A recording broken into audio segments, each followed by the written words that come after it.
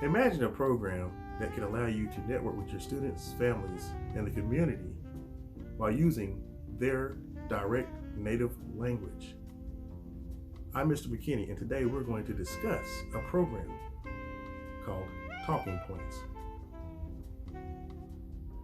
Talking Points allows you to reach all your students and families in their home languages to build strong partnerships. There are a variety of software tools out there that do a great deal of translating. So Talking Points is a program that more so helps communicate in those different languages. You could use programs like Google Translate to be able to translate a message or different things like that, and then you're going to copy and paste. With Talking Points, you skip that process and you go directly into being able to send your message to any language that you want to send it to. I can go English to Spanish, English to Arabic, any type of language that I need the message to go to, and it does it all for you. So let's get started with this tutorial on Talking Points. Let's start with the first slide. As you see, the teacher is communicating in English. When the teacher wants to communicate to the other party, it translates that message to Spanish. Signing up is the first step. As you see on this slide, it says sign up for Talking Points. Now, you can go through the traditional username, password, and all that other good stuff. However, to make it simple and easy, use your Google account. Okay? And that's for this tutorial only. Of course, you're going to decide exactly how you're going to do it. However, I believe that the easiest way is to start with your Google account. After you have chosen your Google account, there are a couple of options here. Basically, you can import your Google Classroom into Talking Points, and you can view your Google Classroom sessions. So what you're going to need to do is you're going to have to click allow. Once you allow this function, it's going to import all of your information based off of how you want to do it. Take time and do this step if you think that you want to use this as your means for communication with the students and grab it in the Google Classroom.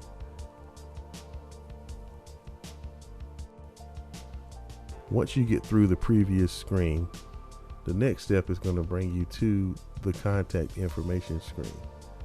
As stated before, I didn't import any classes or anything like that for video purposes.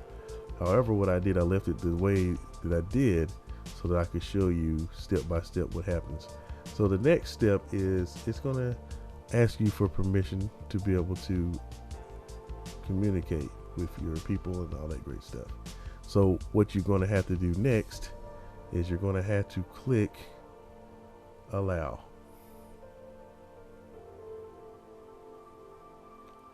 Once you allow, the next step you're going to do is you're going to add contacts. And of course, it's going to go to another step to where it's going to ask you for some more permissions. A couple places are asking for permissions because, of course, you know these are very sensitive situations dealing with contact information, students, and all that.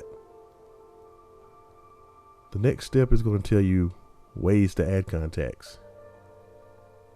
There are a couple ways that are good to add contacts. Of course, before we had Google Classroom and you were able to see everything in Google. And mind you, there are other ways before that too, because I didn't go through Facebook and your regular email, different things like that. There are other ways. However, for the training purposes, we're going to go through these slides. All right.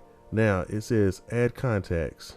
right here, you have two options. You can actually add the contact manually, or you can go to a code. You can take and you can copy this code and you can invite people to your contact list by using the code. Now here's where I actually like how this works as well. Say you were actually trying to show parents how to use this, and of course before you don't actually know how to speak their language and they don't understand you, and there's a barrier there. So what you do is you can go to the area where it says download instructions, and when you download the instructions, it'll download it in their native language, and then after that it'll send a text message in their language on how to get started. Now let's go back to the manual import option. When doing the manual import option, all you have to do is you have to go inside and fill in the areas for the name and contact name, the person who you're doing this for, the relationship, or wherever you want to put in. But make sure you get that phone number in there, and once you get the phone number in there, then you're going to hit add, and once you add, it populates that contact person into the list. So now you have the option to have that person contacted. And the best thing about it is, for each person that you want to be contacted, it's going to contact them in their preferred language.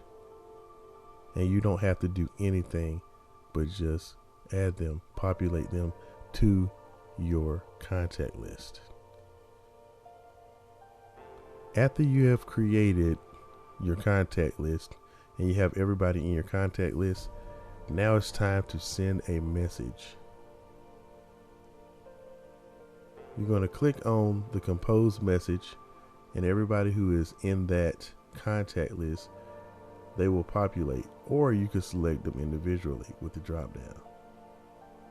Create the message that you want. Once you create the message, it's going to create the message for everybody in their language as you add and send. This is what happens when you send the message to a parent. I'll show you exactly what they receive. Just that simple. The parent will receive a text message. And as you notice, I sent it in English and it is in a different language. So there you have it. A quick, simple, and easy tutorial to talking points.